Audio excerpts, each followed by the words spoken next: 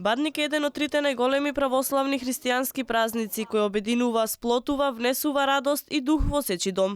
Оние што се држат до православната традиција знаат дека денеска се одбележува раѓањето на Исус Христос и е последниот ден од 6-неделниот пост во кој се јаде постна храна. Традиционалното чествување на овој празник домаќинките го дочекаа со вкусни традиционални јадења.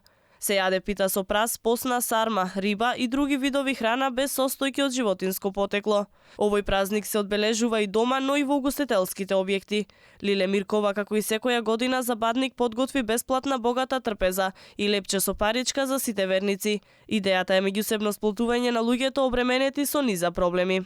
Сакаме да го славиме празникот, значи со кумови, со гости, со спремање на јадења, значи спремам пити, сарми, гравчиња, макала, риби и се останато, винце, греана ракија. Сите да имаат прво пред се здравје, среќа, многу љубов, мир и многу да работат, да се смирени, да имаат така слога со сите луѓе. На трпезата освен храна има и бадниково гранче, кое представува символ на светлината и топлината на домот и на сите членови на семејството.